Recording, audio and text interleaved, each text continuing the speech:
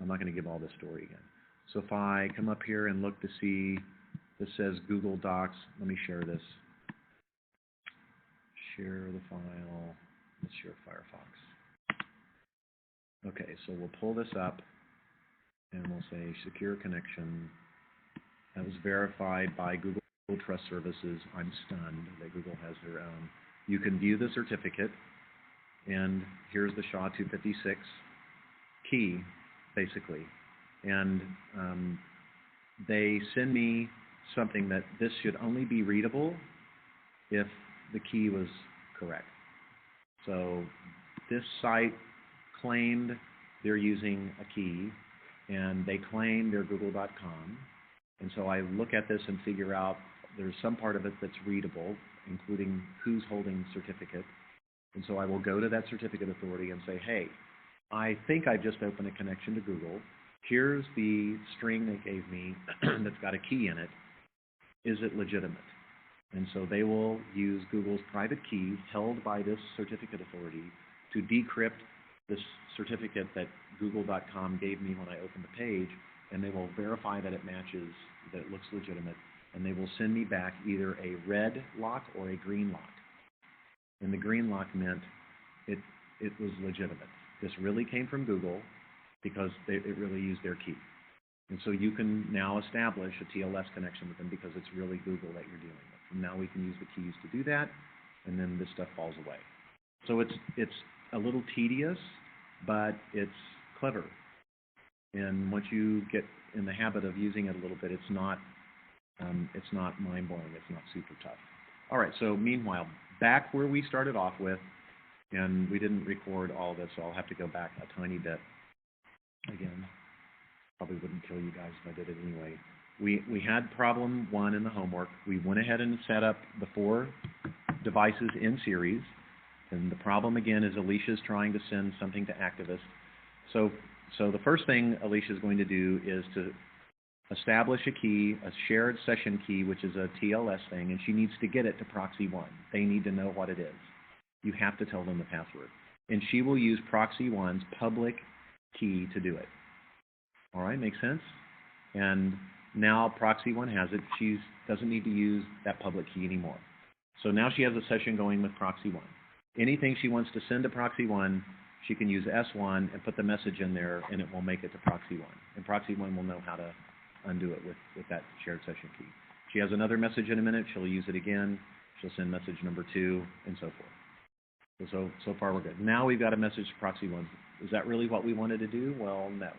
What we really wanted to do was get a message to proxy 2 because we're trying to use 2 levels of indirection so no one can figure out who we are.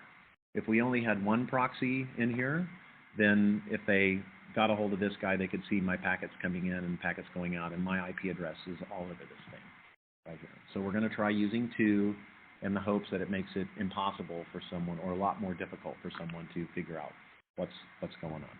All right, so what do you think we're going to do? Now we have a way of sending session 2, the password. We need to get it to proxy 2.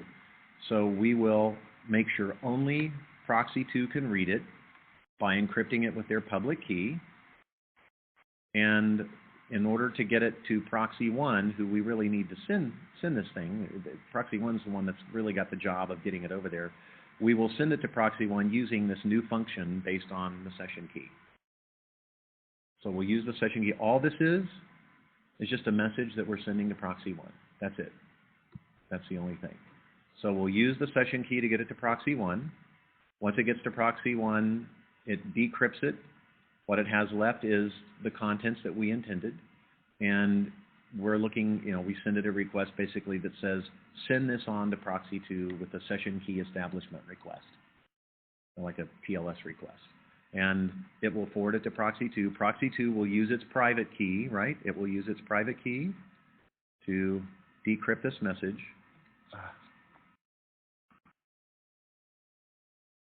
It's bad when it makes me physically groan. The drawing is like so awful. It's a bunch of liars. Never did fix their stupid program. All right, so. But I did get used to like using a little trick. I draw it to the side, move away, come back, and then slide it over. All right, so that's cancels each other out, and now we have S2. So my question is, if I want to send something to proxy 2 now, what combination am I going to use? That's not this question. This question is what we wrote up here. But if I want to send something to proxy 2, how am I going to do it? Yeah. So first, to get it to proxy 1, you're going to use that, and you're going to send your message in there, right? So what's the message I want to send to proxy 1?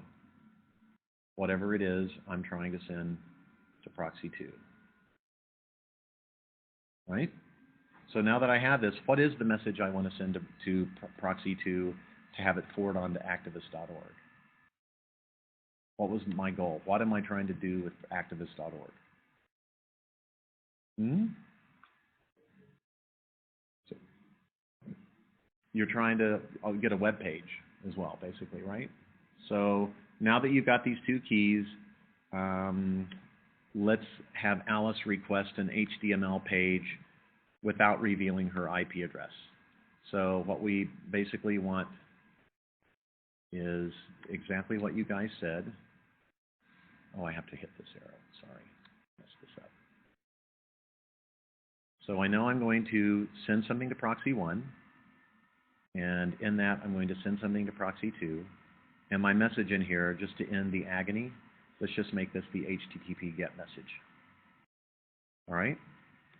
Or you can just write GET, or you can just write HTTP, or you can write request. If you look on the internet for the answer to this problem, they're going to show you request. So that's what I am sending out of Alicia's computer. Once it gets to proxy 1, you have to continue answering this question by showing what's here. So this part up here is what's happening between Alicia and proxy 1. What's happening between proxy 1 and proxy 2? Well, S1 falls away, and it's just whatever you chose to put in the parentheses, request, or get, or HTTP, or whatever it might be. That's what proxy 1 is going to send to proxy 2. And what's going to make its way to activist.org? Yeah, just the request, just your HTTP request. What's activist.org going to send back? Yeah, the web page, right? You can write HTML or web page or page, or if you look on the internet for the answer to this problem, you'll see the word page. That's what they'll use. And how is proxy 2 going to send that back to proxy 1 using the same shared session key? This is the key that they've established, and then it'll do one of these at the end. So that's the idea. That's the idea behind this problem. It's just to kind of layer on 2 things we've learned. One, public keys to kind of get something going. What makes it confusing is you're using one key to share another one. That's a little tricky. But just keep the S's and the K's apart. This doesn't stand up to the utmost scrutiny, I will warn you. If your wheels are already turning, just don't go there. So we'll do that in the next course, right? So it's why, if 1 and 2, for example, are using S2, why did Alicia send it to, how did Alicia know? How did she know S2? How does it make sense to some people? Okay, make sense? Got this one? So if I gave you a separate sort of trickier diagram, maybe gave you a string of these things and asked you at the stage N, what's it going to look like, and you'll have to say something like S1 up to Sn minus 1, and then your message or whatever it might be. If I can come up with something straightforward that's very close to this, that rewards you for not just writing down the answers as I drew them, but actually understanding it, then that's what I'll give you. I'm not going to give you something that makes this doubly hard or expects you to like flip it upside down now, or it's opposite day or anything like that. All right? I'm not going to make water run uphill. Nothing like that. Okay. So one of the jokes I have as a photographer is when we go into people's houses and things, if their pictures aren't perfectly straight and there's any water at all in the picture, it's like pathological. They just can't. If the water is running off the side of the picture, you need to like straighten it up a little bit. So a little trick is you can use these little rubber adhesive things that you use to keep cabinets from slamming shut. You can put those on the backs of pictures, and it'll keep them from sliding as much. Okay, so suppose an analog audio signal. Totals change now to problem 2. Suppose an analog audio signal is sampled 16,000 times a second. Do you remember what PCM encoding was for telephone calls on the telephone network? Do you remember how many times a second?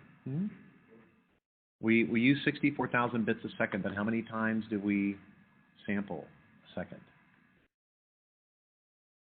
They're sampled 8,000 times a second, and then there's 8 bits per sample, 256 possible stages.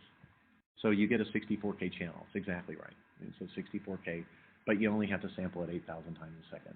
And in fact, I mean, that just seems like amazing, doesn't it? You have to sample 8,000 times a second. Did you know you were making that much noise? So the reason why is because it's not just a number that we're trying to get. When we speak, we are vibrating our vocal cords at lots and lots of different frequencies at the same time. One of the coolest demos I ever saw of this was from a guy that I used to play in the jazz band at Rice. He was a saxophone player named Ken Richardson, and I think he's a professor in Dallas at a university.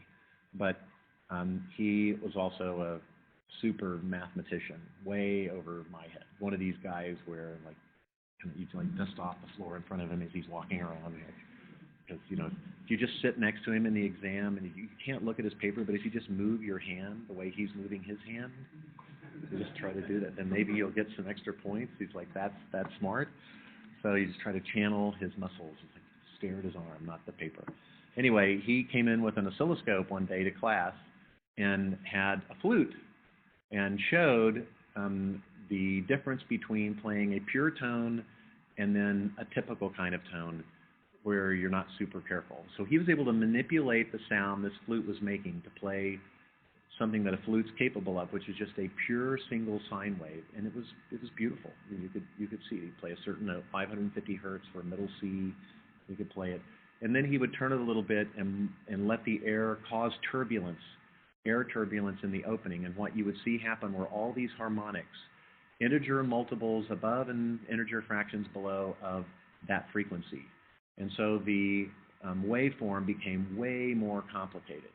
It was a combination of lots of things. And that's what we're doing when we speak. And so that's why you have to sample that many times a second so you can capture all of the other color. That's how you recognize it's my voice, that plus the accents and things like that. I do. So brothers and sisters, I don't know if you've ever like met someone's brother, met a male's brother or a female sister, and you've noticed they sound alike. You have a hard time telling them apart, or maybe your mom has a hard time telling you apart from your brother or your sister on the phone. It's because you're creating the same constellation of harmonics with those waves. So it's how can you discover this as a computer scientist alone? You can't. You have to have, I don't know what kind of scientists, physicists and mathematicians and psychologists maybe, and biologists, all working in the same place with you, like a Bell Labs or someplace like that. So always be on the lookout for chances to work with somebody that has a different degree than you do. That's where you're going to discover new stuff. And it's becoming a really big issue because at the universities, I'm kind of lobbying these guys that we are not going to make more progress like in deep learning or in stuff without getting people together, which is why when we go and meet with somebody in a different field, we learn new stuff. Okay, so back to this. This is twice the rate that we'd normally sample. We know that much, so we're okay there. Each sample is quantized into one of 1,024 levels. What's the resulting bit rate?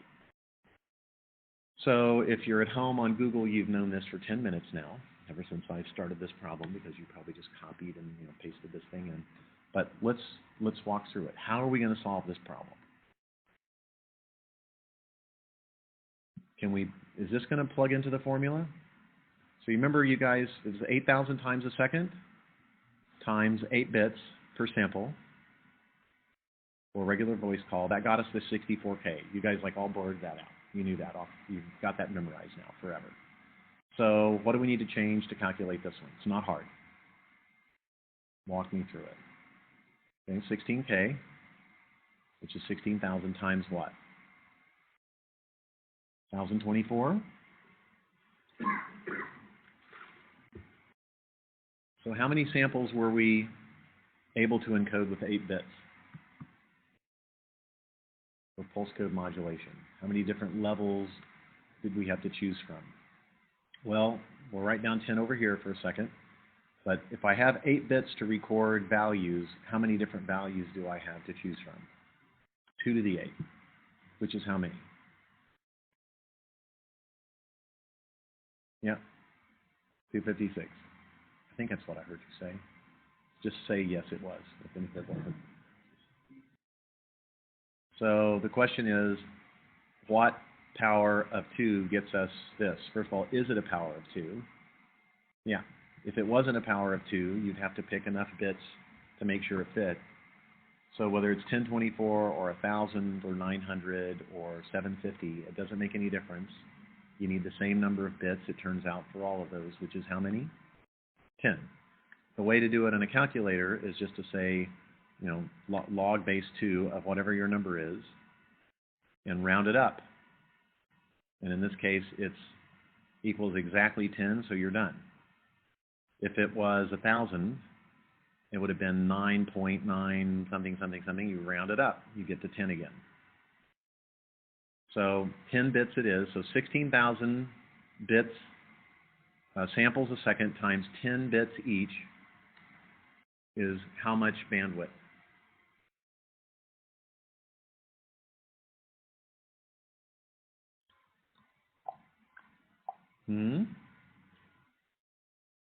Yeah, which is better written when you're talking about bandwidth is how much?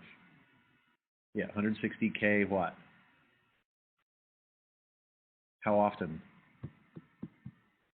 Thank you, thank you. You seem to get the math units, you seem to always get the math units right. I'm going to you from now on. For the, yeah, so you guys should be as careful as he is on that stuff. Lots of people on homeworks and things, they'll leave off the units. It really is critical. So some people, I think you may have a stronger math background if I remember right. So that's again, sweep the floor in front of them and say, walk on the way to the final, sit where you can see their arm and just move the arm. Yeah, you're going to turn out and see who he is now, right? Like you memorize his face. Yeah, take more classes with that guy. All right, and I think this is the last one we've got for this. So you should be able to do one of these on the test, no problem. But to make it tricky, I might make you get to 16,000. I might not just tell you how many times a second.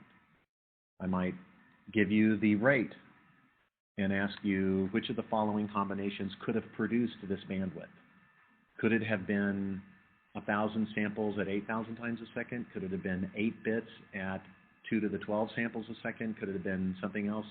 So just make sure, you know, it's a simple formula. It's only got 3 variables, 2 inputs and an output, and just be able to go forwards and backwards in it. It'll be a 5-minute problem. Fair enough? Okay, everybody get this? All right. And let's consider, there's 2 more, I guess. I apologize. Consider streaming. If 8 million bits have been received, and I'm transmitting at a rate of 2 million bits a second, what's the initial buffering delay? So what this is basically talking about is I'm using HTTP, like with Netflix.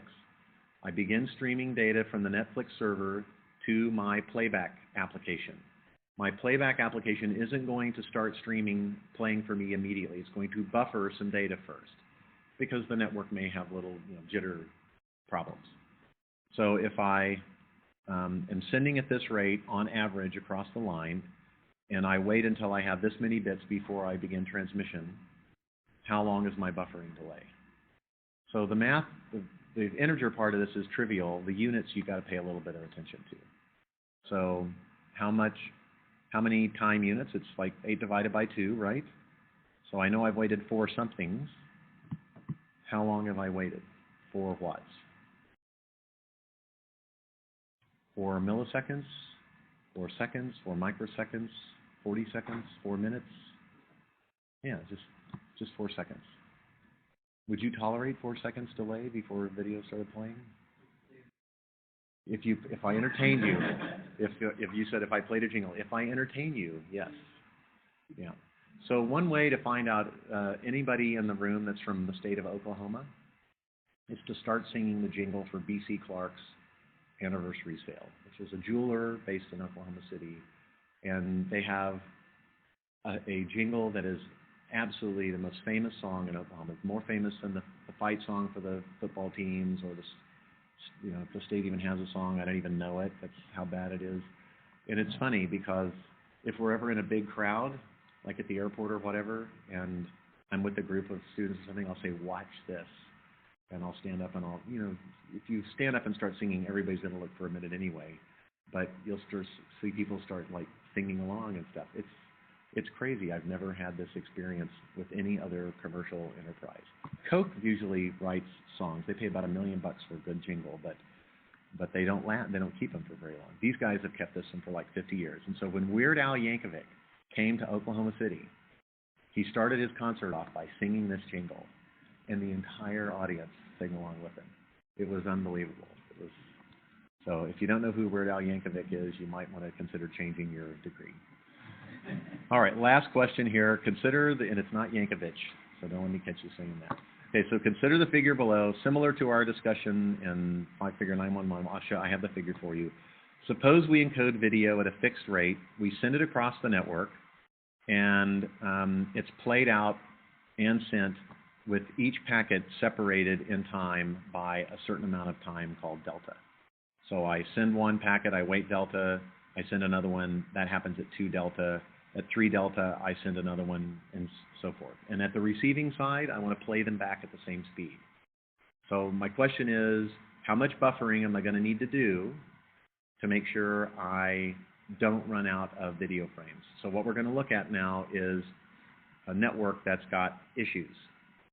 So because of jitter on the network, our reception buffer is getting his packets in with this diagram. So it's not like we sent it.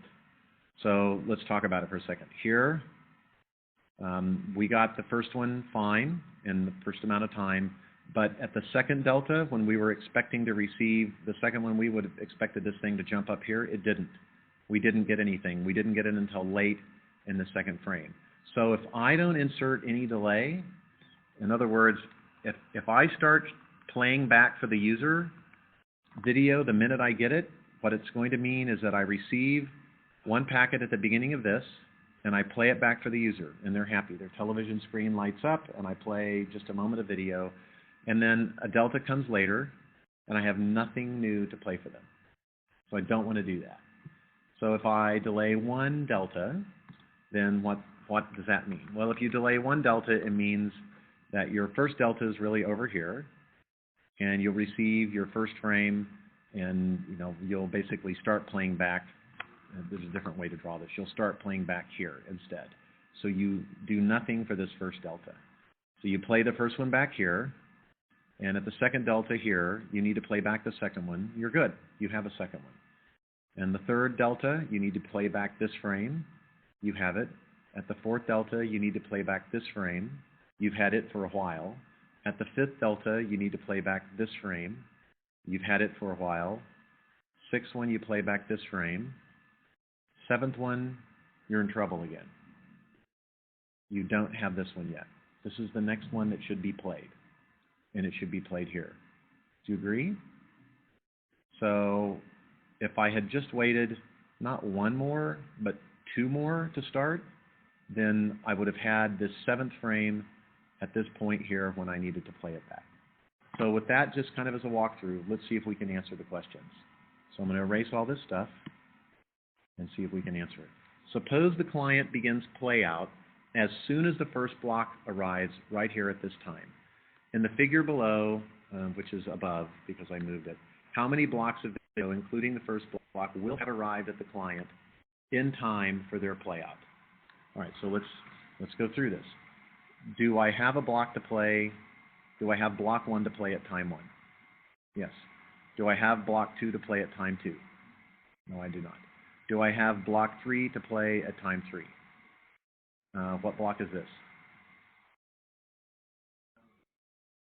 So this is 1, this is 2, this is 3, 4, 5, 6, 7. This is how I would do this problem. I would say 1, 2, 3, 4, 5, 6, 7. Remember yesterday when we talked about we don't want this to ever pass over this? So that's basically what we're looking for here. So 1 arrives on time, 2 does not. Do I have 3 by the time I need it? No, 3 is up here, right? And I needed to play it back here. So that's a no. What about time 4? Do I have the packet I need for time 4 by time 4? Yes. And what about 5? I gotta move these stupid ass things around. Pardon me. Pardon my French. Time 5. Here's time 5, right? Do I have packet 5 by the time I need it? Yes. That's another one. And packet 6, how am I doing with it? Good or bad? Okay, good. On that one, good. So we got another packet 6. What about 7? No. So the answer is 1, 4, 5, 6. That's what I believe it is. Do you guys agree? Anybody out on the internet looking at this? Tell me if they agree or not. Yeah. So I think that's right. All right, let's erase it.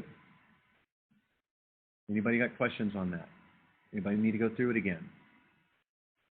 You have the kind of the little cheat method to do it. Number the packets as they arrive. A packet arrives at one of these right angles. Not at this, not at that, just these points here. That's when packets arrive in all of these diagrams. They get sent here, they arrive at this. So you just try to match up and number all of these on the receive end. Just number them, 1, 2, 3, 4, 5, 6, 7. Number your intervals, starting with 1 here, and just make sure that it arrives before the interval. That's it. It's as simple as that. Okay? So if I gave you a text description and said 1, 4, 5, and 6 arrived on time, none of the other ones did, draw me a diagram that shows a possible way that could have happened. Could you do it? You want to try it? Let's see if we can draw it. So what I want to do is, give me a different combination though. Besides 1, 4, 5, 6, give me 4 other numbers. 1 has to arrive first. You won't start sending anything until 1 arrives. So we know we're going to have 1. What else? 1, 3, 5, 7. All right. We have a proposal from the audience. Of course, you grab the comma. Why would you grab anything else? You're trying to make me miserable. You know what? I can see where this is going right now. It's going to totally tick me off. So we're just going to bail on this and go to my awesome sketchbook, which was a paid application until I think this year, when Autodesk decided to make it completely free for the world. Yeah, that's why it works. Because they've been like doing this for a while. You know, these guys they know what they're doing. I think I want the pen, and let's use red. Woo! That's a lot of pen. Let's say we shrink that thing a little bit. How do I get the size? Oh, here it is. Nope. How do I get the size thing? This one, no. Where the heck? So I'm still kind of new at this. But what I'm trying to figure out is where the size is of this. Well, I guess we're not going to have it. How strange. There usually is a way to adjust the thickness. Let's do it like this. All right, so you said 1, 3, 5, 7, right? So that means 2, 4, 6, and 8 did not arrive on time, correct? All right, so let's see if we can, I do need to try to shrink this if I can just figure out how to do it. Is it this one? Oh, it's over here. It is here. It's just hidden from me. Okay, let me create a new layer and hide this one and start over, because now I have the color, the thing that I want. That's not the pin that I wanted though. I want this. No, that's not it either. What did I do wrong? I think I blew it, huh? Made it just completely too thin. All right, that looks better. Let's stick with this. I don't think those are really quite evenly spaced. All right. 1 shows up on time. We're good there. 2 does not. So what do I do? Draw the line a little bit longer like this. Okay, let's say 2 arrives here. And now 3 was one that arrived on time. The odd ones arrived on time, right? So what do I do to draw 3? Could I draw it to just here and up? Could I do that if I wanted? Or here? Or even here? Perfectly on time, right? But I can't do it past 3. All right, what about 4? Past it? Could I do something like this? So 4 and 5 both show up at the same time? Trying to keep it to scale. They both show up at time 5. So you're able to play both of them. 5 showed up on time, 4 did not. That meets the definition, right? Another way of doing that might have been to have this one look like, that, something like that, or even this, or that. All of those, 4 showed up after it was supposed to, 5 showed up on time. All of those are equivalent, right? Okay, what about 6? 6 shows up on time. No, 6 does not. 6 is an even one. Ooh, what in the world? 6 doesn't show up on time. 7 does, and so on. Okay, so if I gave you a description, you can draw one of these. Or if I gave you one of these diagrams and it was a little nuts like this and asked you which of the following descriptions does this match, or fill in what I'm missing in my description, or if I wanted to shrink the total amount of time that I needed to buffer from 3 units down to 2, which one of these packets would you move to arrive sooner? If you could magically wave your hand. So, we can go back to the problem and you'll see why I'm asking you that one. All right, so suppose a client begins playing black, blah, blah, blah, blah, blah. We already answered this one. 1, 4, 5, 6, I think was our answer, wasn't it? Okay, suppose a client begins playing back at time 1. This is a typo. It should just say time 1 plus delta. Sorry about that. Plus a single delta. You're delaying by 1 time unit. For some reason, when I copy from PDF into Google Docs, it doubles all the text for every equation. It just puts it in twice. I have no idea why. And so I have to go and delete the second one, and sometimes I miss it. So this should just say T1 plus 1 more delay. So if I add 1 delay, in other words, I don't start playing back until here, what will that fix? Will I have 1 in time to play it back? Well, I had it in time to play it back before, right? So I still have it in time to play back, right? I'm waiting longer to start my playback, aren't I? So 1 is a yes. I buffered it over here, but I didn't pull it out of the buffer and give it to the user until 1 delta later. So it's there waiting in the buffer for me. I pulled it out. What about 2? When I get over to 2 now, has 2 arrived by the time I need it? Yes, it solved that problem. Is 3 there by the time I need it? Yes, it's right here. It's in the buffer, right there. So remember, you can use the trick 1, 2, 3, 4, 5, 6, 7. And I numbered these, but what I want to do is move these over 1, basically, because I'm not going to play 1 back until over here now. So I would have slid these things over. So 3 arrived by the time I needed it. I move on to time unit 4. I'm looking for packet 4. Do I have it? Yes. Do I have 5 by the time I need it? Do I have 6 by the time I need it? Do I have 7 by the time I need it? No, you do not. So 1 through 6 are fine. 7 is still too late. That's the answer. How many blocks will have arrived 1 through 6? You can do that. So if I were you guys, if you have if you're going to draw this out, if you feel like you want to draw it out for the homework and you have different colored pens, just draw on top of this if you like. Something like this is fine. I don't care. Right? I'm going to count it as 100 if you turn it in with anything. Well, that's fair. And we're going to go over this together. And I'm looking at you to see if you guys are BSing me that you know it or not. So I'll stop if I think you guys are learning. And it's a trick, actually. I have found that if you tell people it's going to count as a homework, you pay a lot more attention. So it's kind of an evil trick that I'm using to teach you stuff on the last day when you might otherwise have senioritis and just be blowing it completely off. Okay, in scenario B above, what's the largest number of blocks that's ever stored in the buffer?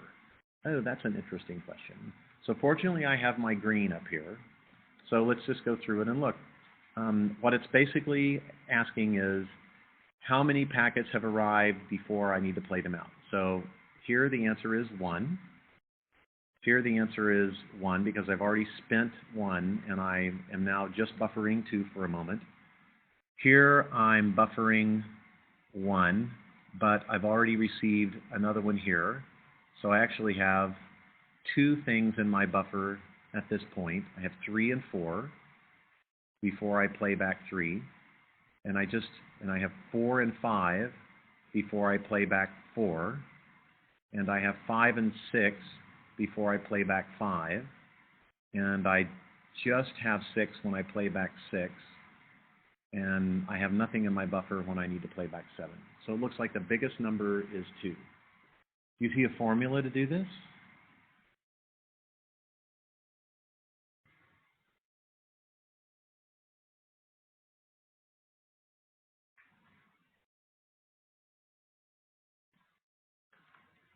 Anybody see a formula?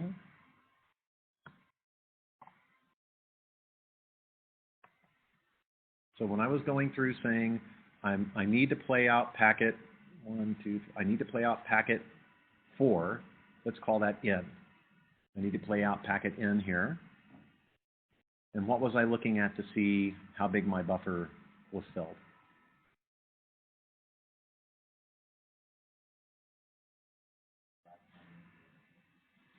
Close.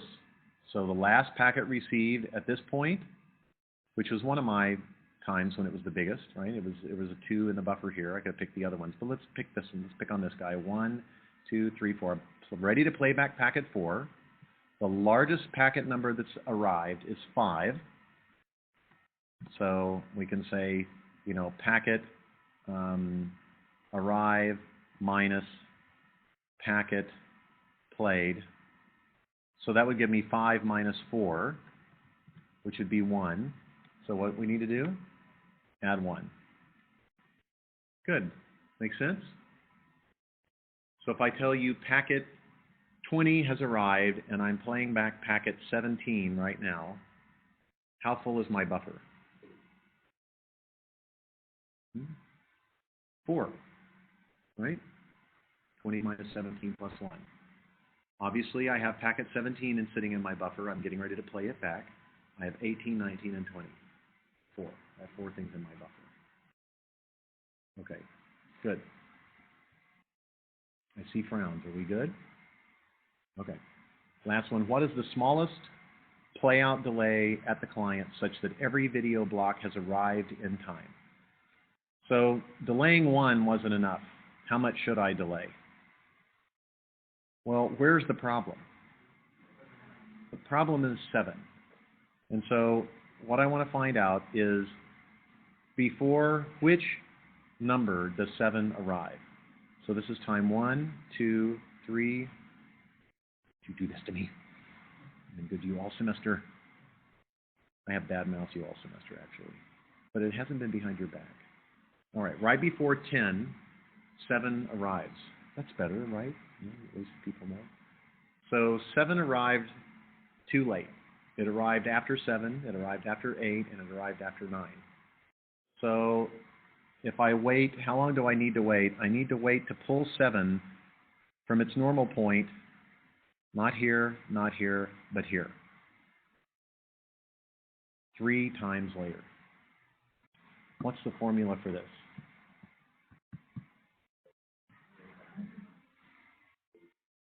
So the time arrived. So the max across, the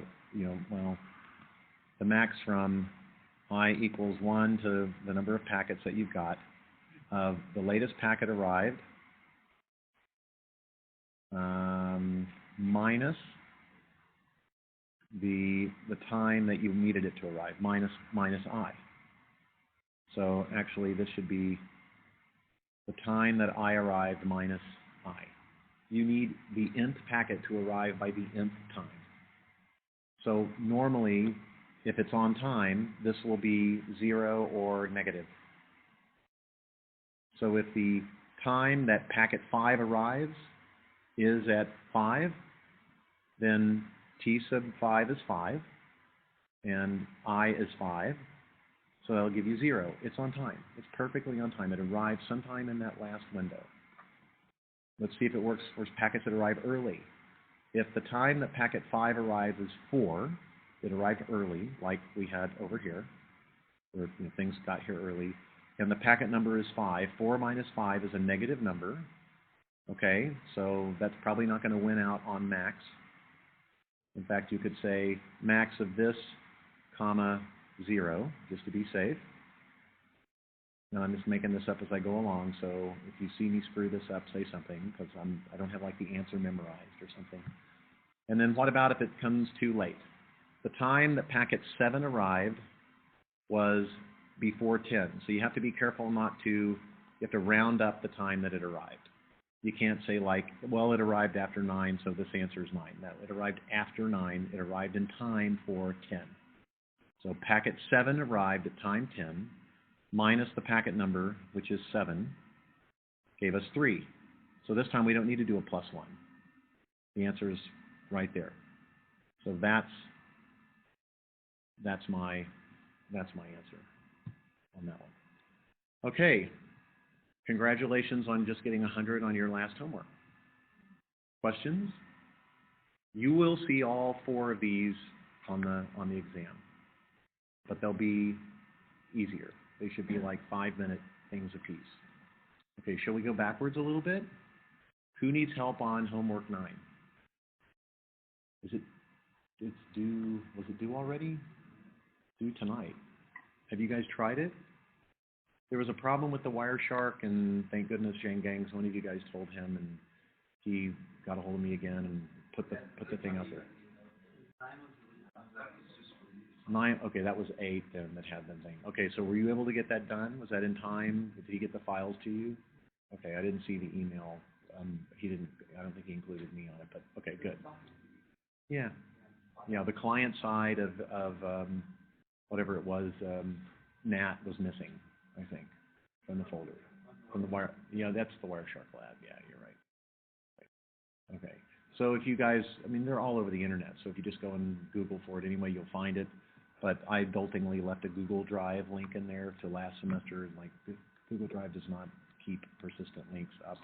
If you ever put something in Google Drive and you use Google Docs to do it, like there's spreadsheet tool or whatever, and you have it synchronize with your local drive, and you move it someplace, the link's gone. It won't work anymore. And what's also upsetting is it doesn't appear to be just a matter of dragging it back either. So I have more to learn there, but just let me know if I mess that stuff up. Okay. Yes. You have a question?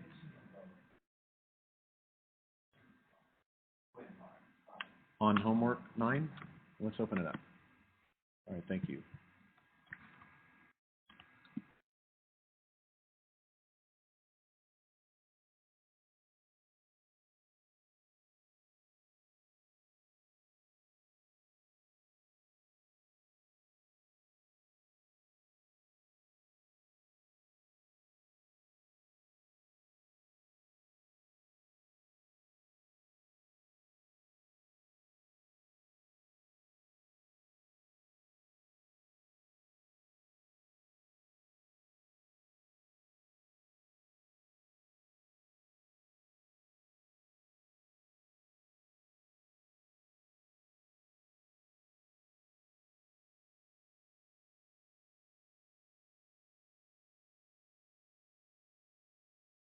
Okay, so what I'm trying to come up with is something that looks like this pattern, where you noticed I have these two messages, and my checksum is too simple. And so I was able to change something between this message and this one, and have the checksum still come out to be the same. Now, I don't think I drew this quite right, so you really need to focus on what's going on here. What I think I should have drawn was these two numbers reversed. But the checksum part's right. If you focus on the ASCII part, that's the part that matters. So if I change this to IOU, and this came out of the book, so if you looked at it in the book, you would see the correct thing. And this would, if I switched it to IOU $900.19, signed Bob. What I've done in this case is I've switched these two numbers for these two numbers. Therefore, in the checksum, 31 and 39 switch places to 39 and 31. But the checksum comes out the same because in checksums, I'm using a form of complement math where there's no carry out or carry over around, any of that stuff. So 31 plus 39 plus 42 gives you AC. And the way you calculate this is 3 times 16 plus 1 plus 39. 3 times 16, oh, stop it. 3 times 16 plus 9, 42, plus 4 times 16 plus 2, and you get a number out of it, and you divide it, you convert it to hex. So you divide it by 16, you're going to get 160, and you have 12 left. So the answer is 172, so you have 12 left, so you put A 410, and 12 in hex is C. Thus you have AC. But you just use a website to do this. Convert decimal to hex, unless you're just a sadist or something and you want to struggle in front of everybody like I'm doing, which I probably screwed it up too, right? So the odds, it's hard. This is why we do not have 16 fingers. It's hard to count this way. Interestingly, the reason why we write IP addresses as decimal numbers, even though it's base 256, is because we don't want to have to keep track of 256 different symbols. In hex, we were willing to. After we got through our 10 Arabic numerals, 0 through 9, we went to the Roman alphabet. We went from the Arabs to the Romans, and we switched to A, B, C, D, E, F. Somebody can explain to me why we didn't go from the Arabic numerals to the Roman numerals and use, Roman numerals, 1, 2, grandfather clock numbers, but we didn't. We chose to use the alphabet. So that got us up to 16. If you had to do base 20, you had a base 20 number, maybe you would use 0 through 9 and A, B, C, D, E, F, G, H, I, J. You could probably keep track of that. If you get up to 50, you're out of alphabet. If you do 100, what are you going to start using, like little diamonds and clovers and stuff like that? Suits, body parts, heads, face. What are you going to use if you need 256 symbols? Because that's what you'd have to use for IP addresses. So it's not divisible by 2 either, so you can't do like 2 hex characters. So, it's tough. So we just decided, screw it, we'll stick with decimal. So that's why we write IP addresses from 0 to 255. Because we didn't want to have to write, upside down house with a dog in it to mean like number 212. We'd never be able to do it. But you should, if you are going to have a base 256 system, you should have a different symbol for each one. And we broke that rule. We used 3 positions for each one. So that's why it's a little trickier for people to remember that it's base 256 because it looks like decimal.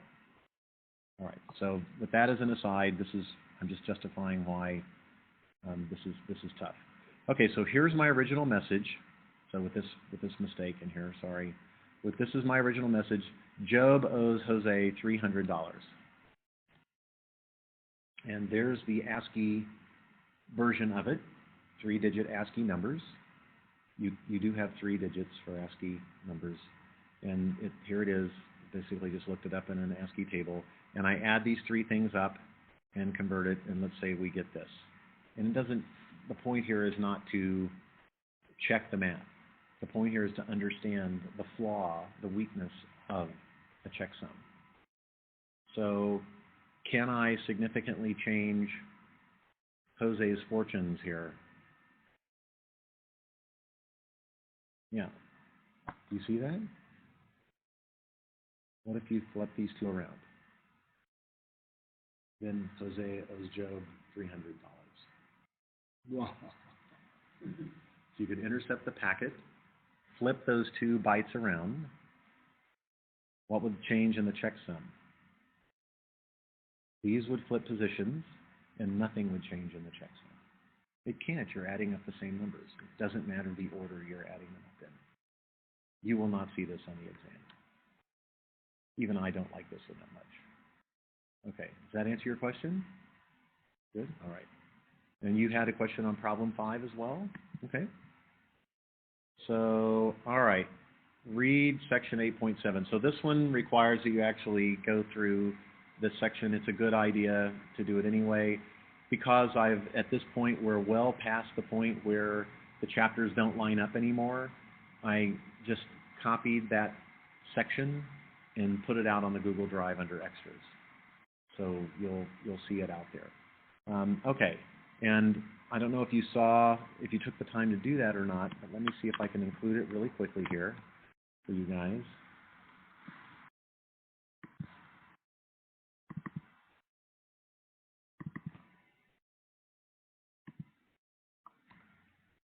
It should load really fast. Okay. That's what it looks like. Not too long. 5 pages.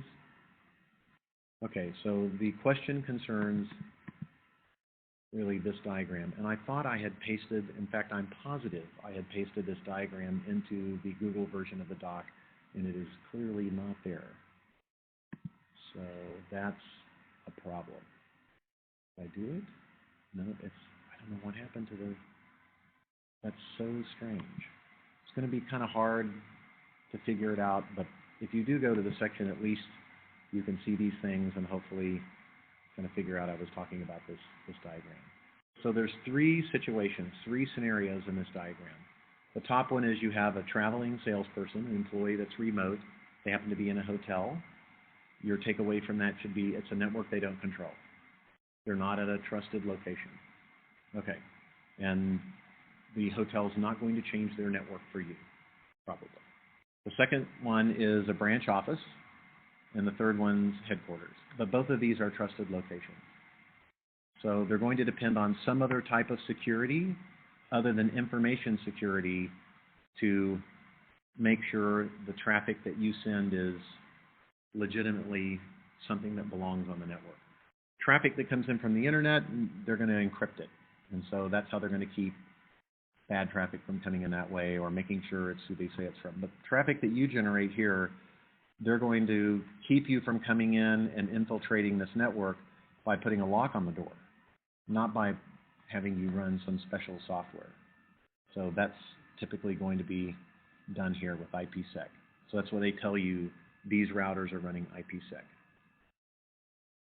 And so when you go to a bank and you walk in, do you have to load special security software on your phone to be able to pull up your balance, even if you're using their network? Usually not.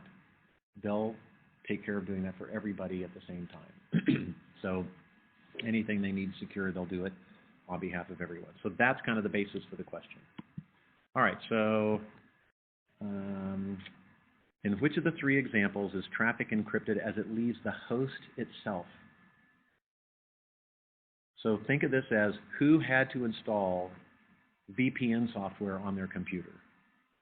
That's a synonym for that question. And who was it?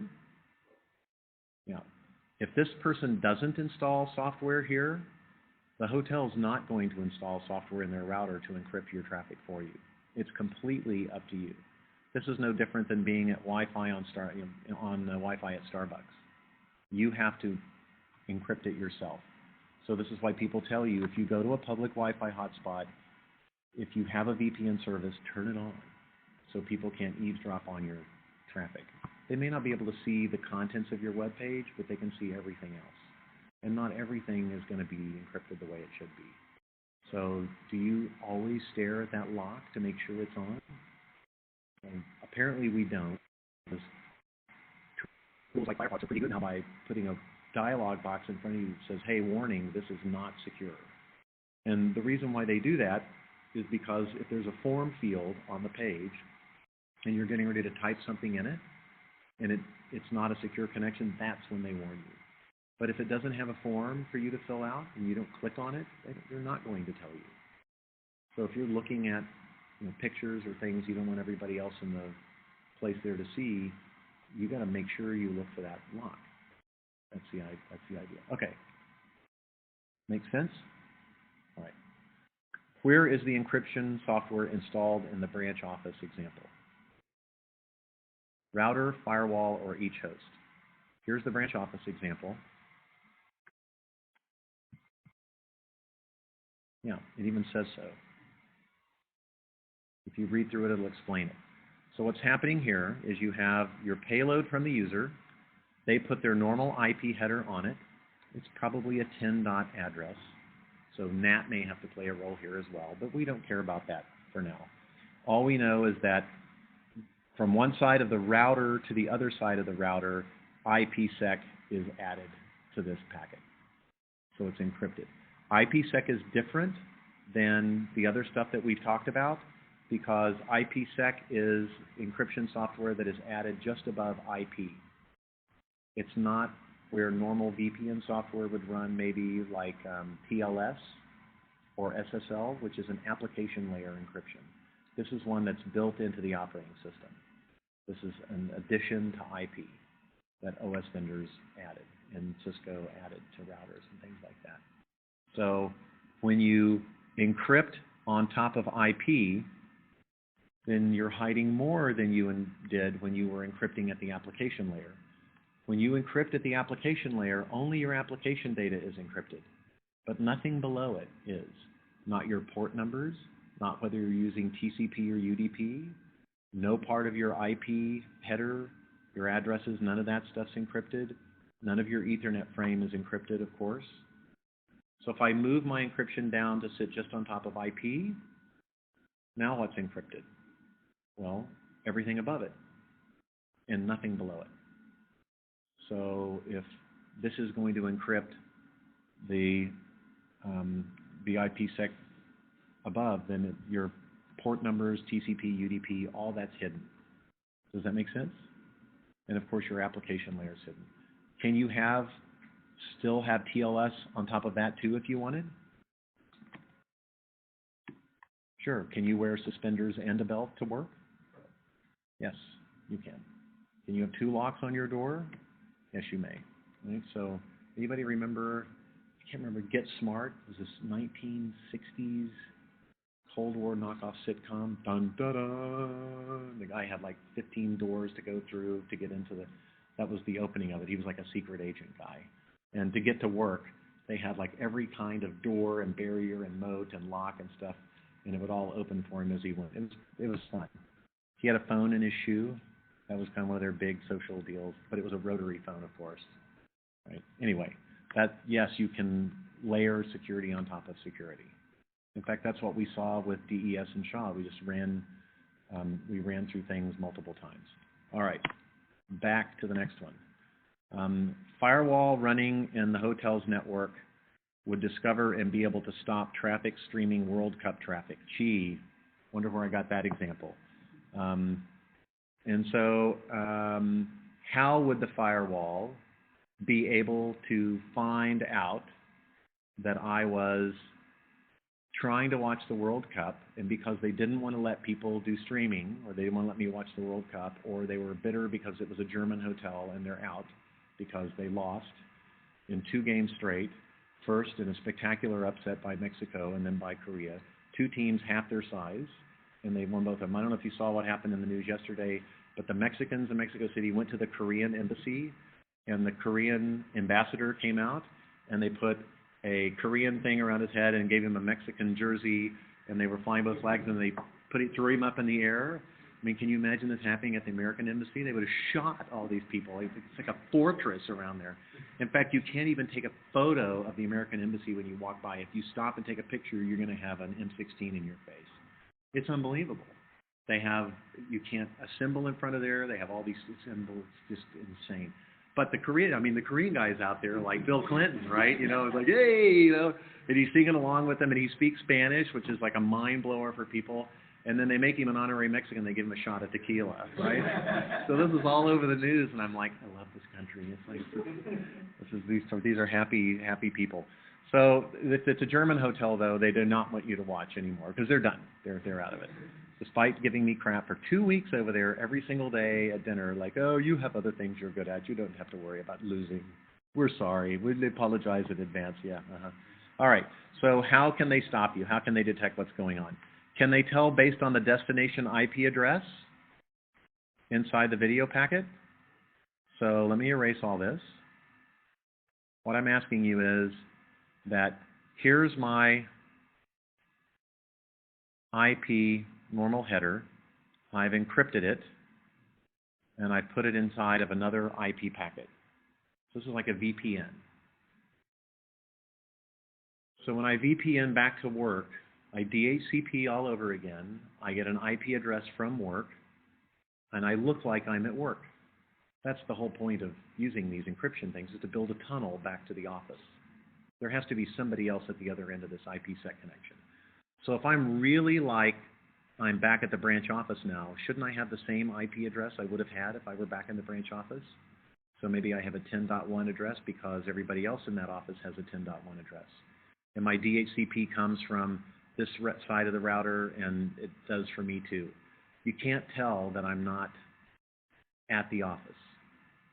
So the way to think about this is as a work example, not as a home example. Don't think about tours and onions on. Think about work, because work is usually where there's a big office, and big offices usually use private IP addresses like 10, like we do on campus, lots of places. So with that armed, can 10 ever be seen on the internet? It's illegal. So if I'm going to have a 10 dot address, and yet I'm able to get packets out, who's hiding that address? Is it here it's being hidden, here it's being, it's IPsec that's hiding it, right? It has to be. That's the only security wedge shown in this diagram. So it leaves my machine looking like this. It will have the hotel's source IP that they gave my PC, and who knows, that might be private too, doesn't matter. But I DHCP to the hotel, I got an IP address. Once I had the IP address from the hotel, I opened up a TCP connection to my IPsec server back at work. I negotiated a connection, and using nonces and public keys, and I got a session key established, etc. And from that point on, I am like I'm at the office. So I re-DHCP, I get a new IP address, I start sending traffic back and forth. I can see the printers at work, I'm part of the broadcast domain. It's exactly like I'm at work. But yet the hotel doesn't know, because every packet that I send, all of this stuff that makes it look like I'm at work is buried in the payload. The hotel sees these encrypted payloads coming out, but of course they must have the IP address that the hotel gave me. I can't just start using a different IP address on their subnet. So this 10 thing has to be hidden. There's no other way for it to work, right? Okay, so back to the question then. Can the hotel spot that I'm streaming World Cup traffic? Why I have IPsec turned on, I'm back at the office, that's what this whole example, that whole section's about. So I have it all up and running, and I decide while I'm connected to the office I want to stream World Cup traffic. So I open up a web page and start playing it, and the hotel knows about this website. They know about Univision.com or NBC Universal or whatever it is, and they are stopping all traffic going to that website. What are they going to do with my packet? Where does it look to them like my packet is going? To the office. Do they ever see that it's going to the broadcaster? Who sees that? The office sees that. Once it's passed through the IPsec decoder, you have the secret decoder rings. There's a guy there moving really fast, packet by packet. So they see it, and they send it on. It makes a U-turn right back around. So what's really strange, and this happens, is the path that your packets will actually take in a situation like this are usually going to be from here out to the internet, into the IPsec decryptor, and then right back out to the internet again. 100% of your packets will do that. So why would they have you do that? Well, because they want it to be secure between here and the office. All the checking, because presumably there's going to be stuff coming back in, all the checking to make sure it's good or bad is installed in this router. So they want all of your traffic to pass through this device. That's where their firewall is with their rules and everything else. And they want to monitor where you're going. If you're on there looking at job sites and the competitor, or they see that you're sending files, and routers will do this. They see you're sending files that have strings in it that match the pattern of social security numbers. Lots of places they'll shut off the connection and raise an alarm with corporate security. So if you work in HR and you're so dumb as to send an unencrypted attachment to an email message, and any of those strings in there match 3 digits hyphen 2 digits hyphen 4 digits, it's not going to go anywhere. They'll scrub it. It's huge.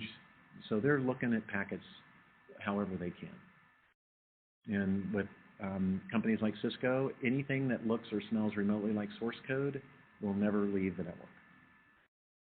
So it's, because that's their crown jewels. So it's crazy. All right, so that's what's really happening on those networks. So can they tell based on this? Was this one where they could catch me or not? You guys decided no? All right, what about the next one? The port numbers. So this is basically asking, can they see what's happening in TCP and UDP inside my IP datagram? Well, if they can't see my IP address because it's encrypted, what's inside that IP datagram? Your port number. And then what's inside the transport layer? Your application data. All that stuff's encrypted. And the section in the book tells you that stuff. So what about the size of the payloads matching those used for one of the common streaming protocols? Like if all the H.263 protocols are 58 bytes each, and they see that it's encrypted, but they're all 58 bytes, maybe plus a few bytes or something, can they stop me based on that? So how do encryption algorithms work? If you send a short message and the encrypted version comes out short, and you send a long message, and the encrypted version comes out long, are you giving hints? Do you want to give hints? So how do you write, how would those algorithms be better written? How do they work? All the same size, 128-bit DES encryption, 512 bytes in, 128 bytes out. Always, always, always. Never. Remember we changed the lazy brown fox jumps over the dog or whatever, we put a period at the end, and it was the same length, it just looked completely different. So if that's the way your encryption protocol works, you deserve what's going to happen to you. You have been hacked. Okay, what about the number of packets per second violating the bandwidth rules that they have? Like they say basically, we don't care what you're doing, but if you're sending more than 80 KB per second for more than 10 seconds, we're going to throttle. We're going to move you to a lower priority buffer in the router, and we're going to throttle your connection back. Can they do that? All day long. All day long. So this is like DirecTV, like AT&T saying you have unlimited data with this cell plan, but if you go over 19 gig a month, we reserve the right to throttle your bandwidth in times of congestion. They can't do that overseas though, because they don't know. They can't keep track of it fast enough. They have no way of getting T-Mobile to slow down the connection for you. They would love that, but they don't. So because streaming protocols generate a lot of packet retransmissions, let's say in our particular case we have one that does, you can have protocols that generate retransmissions. Do you remember when we talked about that? You buffer long enough and you keep the packets small enough that you do have a little time to retransmit some, not ones that are 10 milliseconds back or 100 packets back, but you'll slow voice packets down by maybe 500 milliseconds, 300 milliseconds. and in that time, 50 packets arrive. So if the third one was lost, you got 47 more time slots to get the message back that it was lost and to retransmit the one that was lost, and you're going to be fine. You can probably do it. So yeah, these streaming protocols will retransmit sometimes. So if I have a lot of retransmissions, which would be like TCP retransmissions, you'd look at the sequence numbers and things like that. Can the router detect that I'm probably streaming because it sees me using sequence numbers over and over and over? So where are the sequence numbers? The retransmissions. What layer of the 5 layers does that? Transport layer. Which protocol does retransmissions? UDP or TCP? TCP. And TCP has sequence numbers? It's the first byte in the datagram, right? Okay. So if I'm using IPsec, and it's encrypting everything from, like, basically the IP payload up, is it ever going to see any of that? No. Turns out IPsec also uses sequence numbers. IP datagrams use sequence numbers. We didn't talk a lot about this, but IPsec guarantees every single packet has a unique sequence number. You will never even be able to tell if IPsec is regenerating something. Like if it's trying to negotiate a key exchange or something and it has to redo it again, it'll just change the sequence numbers. You can't tell anything by looking at the sequence numbers in IPsec. You can just count packets. That's all you can do. But you have no idea what's inside of them. Okay, so your answer to this one then was no? All right. And then because the streaming site is generating UDP packets, which the router prohibits entering the LAN, it's going to stop me that way. Okay, so how do you know whether it's TCP or UDP? It's a field in the IP datagram header that says what layer to hand it up to. When the IP datagram shows up, its checksum looks okay. There's a field that says, do I hand it to ARP? Do I hand it, well, it won't say ARP, but do I hand it to ICMP? Do I hand it to OSPF? Do I hand it to UDP? Do I hand it to TCP? Am I going to be able to see any of that stuff? When the IP datagram shows up, who's it going to say to give the packet to?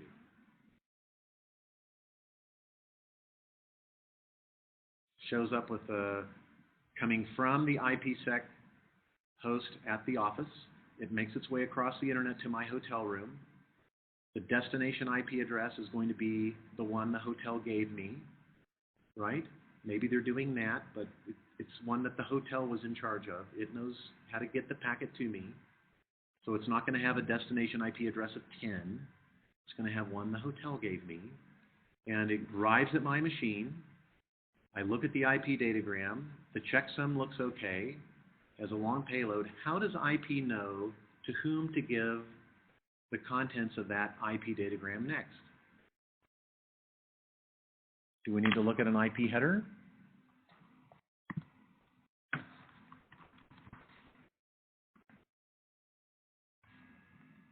Let's.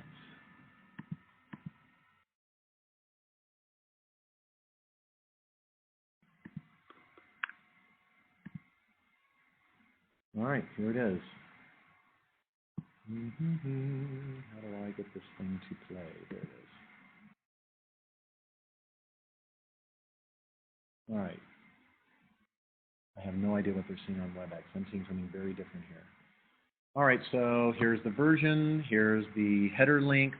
There's the type of service, total length, IP identification number. What's this right here? Whoops. The next slide is what it is. What's this right here? Protocol 8-bit. What does it mean, protocol? Or anything else you've defined. It's 8 bits. Are we expecting only 2 answers? No, we're expecting up to 256 answers. So IPsec is one of them. It's 50. IPsec is protocol number 50. So if a IP datagram shows up at your computer and you look inside and the checksum looks okay and the length is matching what it's supposed to be and all that, and it says protocol number 50, what your computer is going to do is to hand that packet to IPsec. And inside of IPsec, it will decrypt an entire IP datagram. It will have your Real source address, your 10 company assigned IP address as the destination. It will have everything in there as if you were at the office. It will now look like exactly it had been delivered to you at the office. And at the office, it will say to give it to UDP. But here, it didn't say to give it to that. It said to give it to a different protocol, IPsec. Right? So your answer to this one then is no. So how many no's and how many yeses did we end up with? What yes was it? 2 yeses. What were they? Size of the payload and the number of packets. So the size of the payload, that would be if I'm sending small payloads, you can see that I'm sending ones that are the size of H.263. And if I send enough of them in a row, you suspect that I'm probably streaming. But what is it about encryption protocols? What size are their payloads? They're one size. They're always the same, no matter what you're doing. If you send telnet with 1 keystroke, it's the same size payload, 128 bits or whatever it might be. It never changes. So you learn nothing by looking at the length of the payload. It tells you nothing, yes. But how are you going to identify that it's streaming? That's exactly what this question is. How are you going to tell that they're streaming? What piece of data are you going to use? Well, that's what we're thinking about, right? That's this question. Just the bandwidth? You can slow people down. But if they're using a decent protocol, you can't tell what they're doing at all, ever. You have no idea.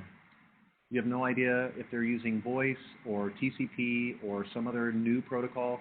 In fact, one of the reasons why IPsec is so elegant is if you want to develop a new version of TCP and try writing it from scratch and you need to test it with something else, you will IPsec to the other end of the internet where that other one is, because nobody in the middle is going to have any idea how to forward your stuff along, perhaps. Or they may drop it because it's malformed. So you just tunnel it. Nobody will ever see anything. All right? Make sense?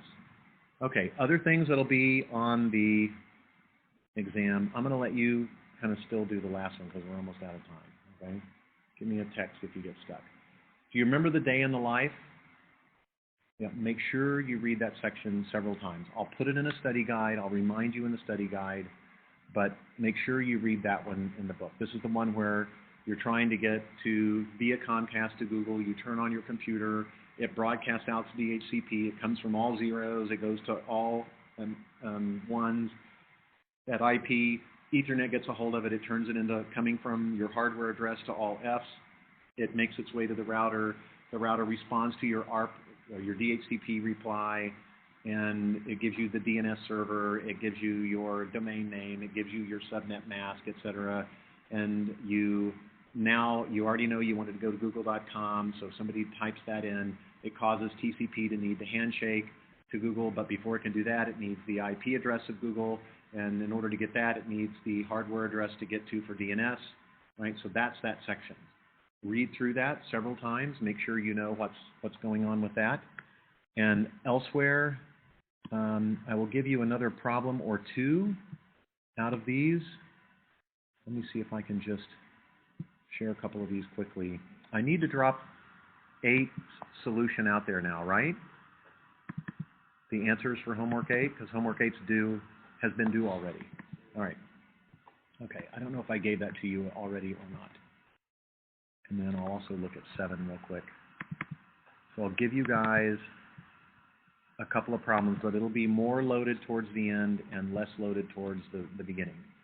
Manchester encoding, that was kind of an easy one. I might give you something like that. I am looking to give you guys problems that are easy enough that you can skate out of here because I've killed you on the homeworks, but hard enough where if one of the other professors looked at it, they would go like, fire that guy. He's like giving him a walk or something like that. I don't want that to happen. So I may give you one on Manchester encoding. That one should have been kind of fun. I'm not going to give you, if I give you something on public key, it'll be wrapped into the one that we already did, right, to ask you sort of, will this work? Whoops, clicked on the wrong thing. And I'll put this in a written study guide for you guys. Okay, so just what I want you to do is throw up if one of these is like about to kill you. I would like to give you a simple RSA one. You think you can do it? It'll be small numbers like this. Okay. I got a thumbs up from most of you guys on that. I would love to give you a map one, but I don't think that we're not going to be able to do it. I will definitely give you one of these problems. And I will take a snapshot and ask you questions like, is there a hidden terminal? So be prepared for one of them to be hidden and one of them not. A and B can see each other, but neither of them can see C. They all see the access point, something like that. Okay, so that's total fair game, and I broadcast that from the time I gave it to you. That was it for that one, just about. I may give you a simple one with routers, and to make sure you understand whose hardware address you're going to use to get from one point to the next. But we've been over that 10, 15 times. That one you shouldn't even have to study for. But there was a simulator one similar to that. That's basically, and then if I run out of things to do, I may give you a chipping code one, but the one I'm talking about for the Mac thing will be like this, but I'll write it down for you. And then let me look at 6, because we only have one left to look at. This went a lot faster. See, I didn't need 2 hours. I needed 5 minutes and some pressure. So when I had a child, or 27 years ago, my wife had packed a suitcase. The doctor told her to keep the suitcase packed because we were expecting the baby might arrive early. And so, sure enough, one night, she wakes me up, my water broke, it's time to go to the hospital. So I go to pick up the bag, and the bag is empty. I'm like, what the? You've been packing this thing 1,000 times for the last 6 months. Like, what? How can it be empty? I just wanted to wash them one more time. I'm like, oh my God. So it turns out you don't need hours and weeks to pack a bag. You need 5 minutes and a little pressure. So you just cram the stuff in. It's like the house is on fire, basically. Okay, nothing on the Socket Lab, CSMACD, probability, that one was easy. I may give you one on the remainder. Oh, I won't. I'm going to give you one like this. I'm going to give you another one like this. Some of you guys struggled with this one, so I want you to study this. And I'm going to basically give you a scenario that says, B sends something at time 0, D sends something at this time. When will these guys figure it out? When will the network settle down? When can I send the next packet? When will the network be really available again? Does anybody get the message clearly? How long do I need to continue sending to detect? It'll be the similar kind of deal, but a variation on it. So study that one. And I think that'll probably be it for that type. I may give you one diagram and ask you what's going on. I may give you several of these and go, which one's the best choice for this customer and why. But I'm not going to ask you to start from scratch and draw something out again. We don't have time. My goal is that the exam takes 1 hour, just like last time. So I'll be here for a little longer than that. So the last question I have for you guys is, Monday okay?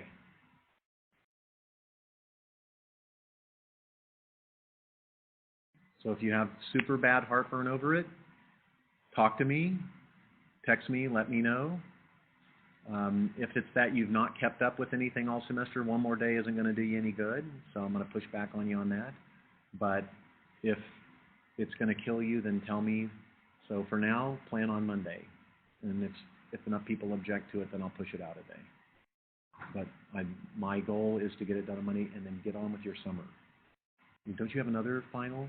A lot of you, and that's on Tuesday or Thursday or something? Yeah, so that one's hard, right?